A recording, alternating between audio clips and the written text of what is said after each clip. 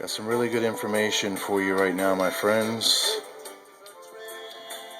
Really good information.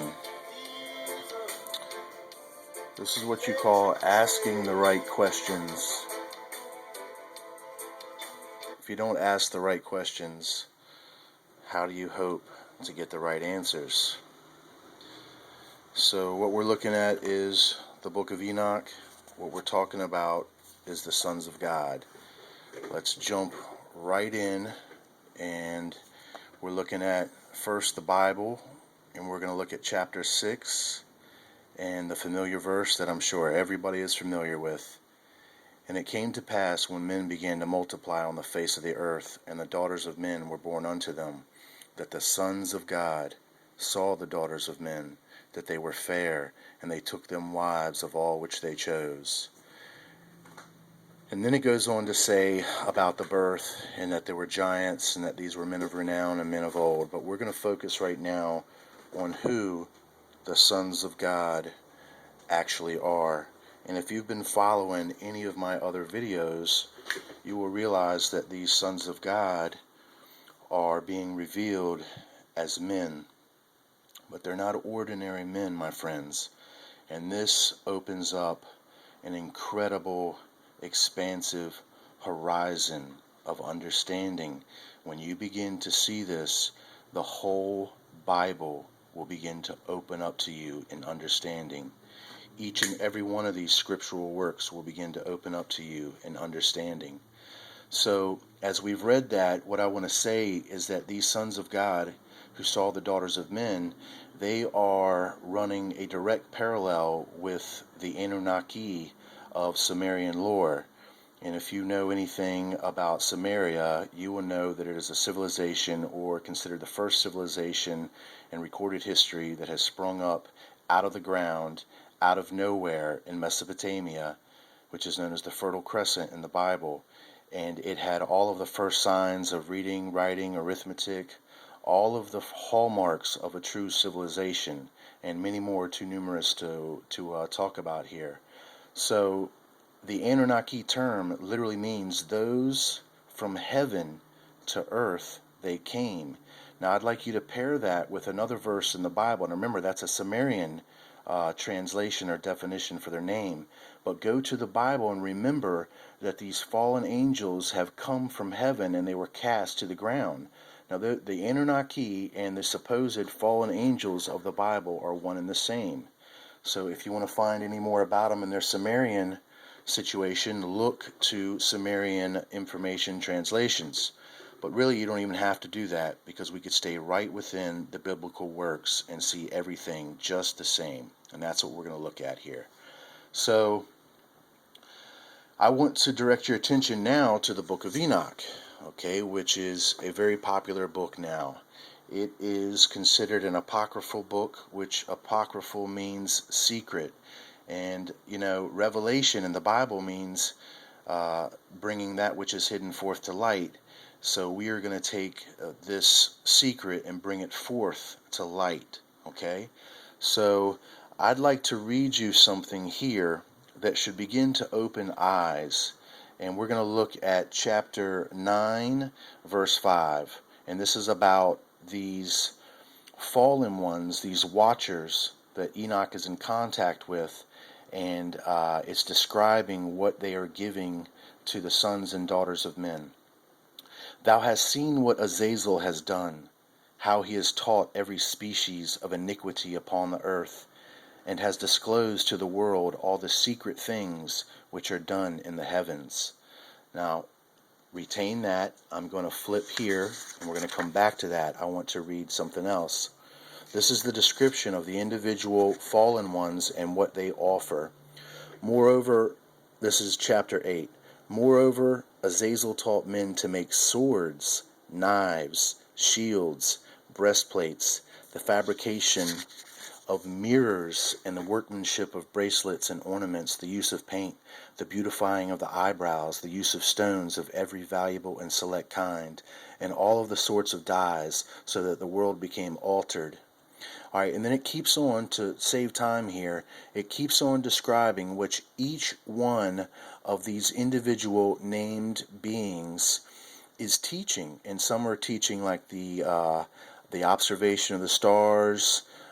Some taught the signs, some taught astronomy, some taught metallurgy, some taught the art of face painting, makeup to the women.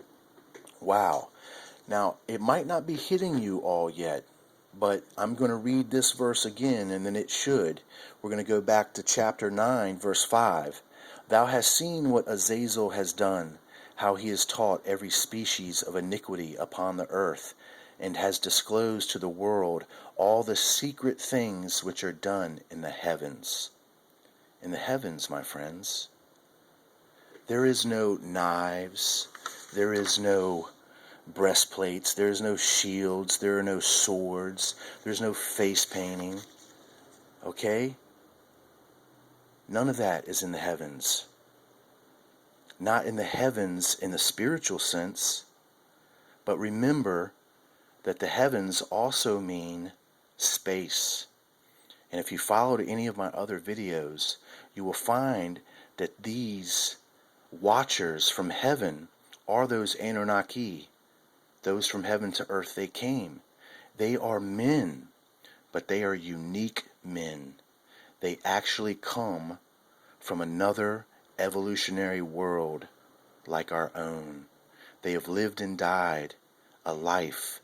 They have elected eternity by finding God and accepting the proffer of Jesus Christ. When they went into heaven, you would start to begin to understand what are known as the seven mansion worlds, which Peter, Paul, and John saw. Once they ascended, the seven mansion worlds, i.e. the first 7 levels of heaven, where that which has been made crooked is made straight. After that 7th world, then you start your true heavenly ascent, paradise-ward, towards meeting the face of God. But in the meantime, heaven is so vast and eternity so grand that there is still work to be done, my friends. There's still work to be done. And some of that work is going to other evolving worlds and ushering in civilization. And that's what these beings chose to do. They were men like you and I. That's how they know about making swords. That's how they know about making knives, because they come from a world like ours where these things were. Remember, nothing new under the sun. So this proves without a doubt that these men were not angels that came from the heavens. These were men that came from other worlds that had knowledge of these things. They're individual specialists at these particular arts, my friends. Now, I'm not trying to discount the credit of the Bible. In no way. I'm trying to increase its validity. Increase it. Jesus Christ is, as you know, he did come to this planet. He did come to reveal the hidden Father to the mortals of time and space. That's us, to the potential sons of God. These were sons of God, my friends, and we are those potential sons of God. In potential, all of this awaits us. But you must remember that there was a war in heaven, and this is what happened. When Lucifer rebelled in heaven against the over-control of the Father of all that is and the sovereignty of his Son, Jesus Christ. When he rebelled, my friends, that's when all of this began to take place. Some of the worlds which were under his control rebelled also. That is where these Palladians and these Arcturians and these Orions come from. The GFL, the Galactic Federation of Light, they are the Luciferians. They are the leagued together group of the light bearers. There's 37 of these worlds in number. You have to realize there is many inhabited worlds out there, my friends. Many other universes that are all in the over-control of the loving grasp of the Father of all that is. Jesus Christ said, I have many sheep that are not of this fold. So you must understand that our planet has a history that you could not imagine that was hidden from you. Okay? So these beings, when they came here to do this work, this planet actually went into rebellion. And they followed along with it. They followed along with it. They were men. They were still not yet perfect. They were still seeking perfection through universal service. And when they came to this world and defaulted, our world defaulted with them. We were dependent upon their revealing of the spiritual understanding of the world, the universe, the Father of all that is, and they defaulted. They defaulted with the Luciferians, with Lucifer himself, the light bearer, that serpent. So I just want you to understand that there is more to all of this than meets the eye. Don't be so quick to espouse these things before you really begin to understand what the true hidden nature is. I hope this has increased your vision, has sparked your interest, and causes you to begin your search for the truth of these words that I talk. God bless you, my friends.